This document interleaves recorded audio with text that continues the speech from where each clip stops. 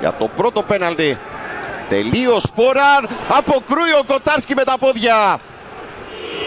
Κουλιεράκης σκοράρει. 1-0 ο ΠΑΟΚ. Πρώτο εύστοχο πέναλτι της βραδιάς. Φόρο Γερεμέγεφ εκτελεί, απ' την άλλη ο Κοτάρσκι ισοφαρίζει ο Παναθηναϊκός. 1-1. Τελεί ο Μουργκ, στα δίχτυα η μπάλα. 2-1 ο ΠΑΟΚ στο κέντρο της εστίας. Μπακασέτας χαμηλά, δεν αντιδρά ο Κοτάρσκι. 2-2, πολύ καλή εκτέλεση του Μπακασέτα. Και έτσι ώρα πέφτει ο Ντραγκόφσκι, στα δίχτυα η μπάλα. Προβάδισμα και πάλι για τον ΠΑΟΚ. Κότσιρας, πέφτει ο Κοτάρσκι αλλά μπαίνει η μπάλα στα δίχτυα. Ισοφαρίζει ο Κότσιρας. 3-3.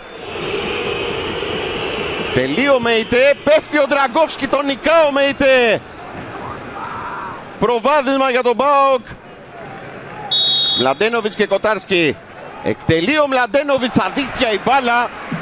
Εντυπωσιακή εκτέλεση του Μλαντένοβιτς. Παίρνει ανάσα ο Ντεσπότοφ. Εκτελεί ο Ντεσπότοφ, πέφτει ο Ντραγκόφσκι, τον νικά. Παράταση στην αγωνία. Συγκεντρώνεται ο Λιμιός. Σφυρίζει ο Ζίμπερτ. Εκτελεί ο Λιμιός, άστοχο. Χαμένο πέναλτι του Λιμιού.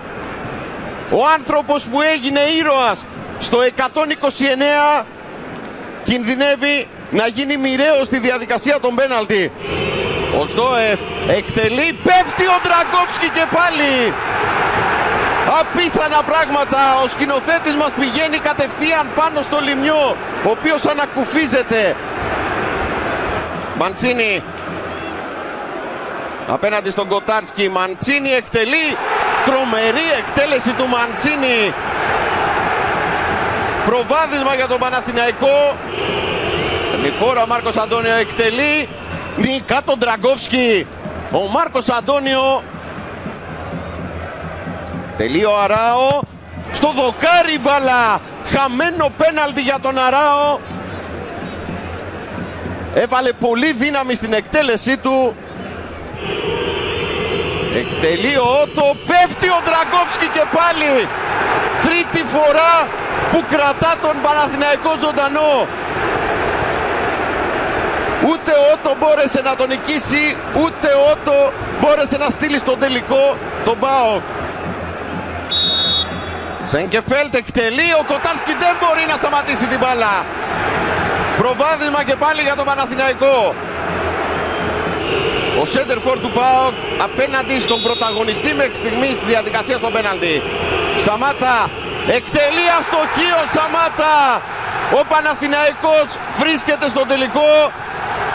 Ο Παναθηναϊκός απέκλεισε σε μια συγκλονιστική διαδικασία τον πέναλτι τον ΠΑΟΚ, με μεγάλο πρωταγωνιστή τον Ντραγκόφσκι, που απέκρουσε 3 εκτελέσεις ποδοσφαιριστών του ΠΑΟΚ, 3 εκτελέσεις που θα του έδιναν την πρόκριση. Και έτσι ο Παναθηναϊκός για 31η φορά στην ιστορία του είναι στον τελικό.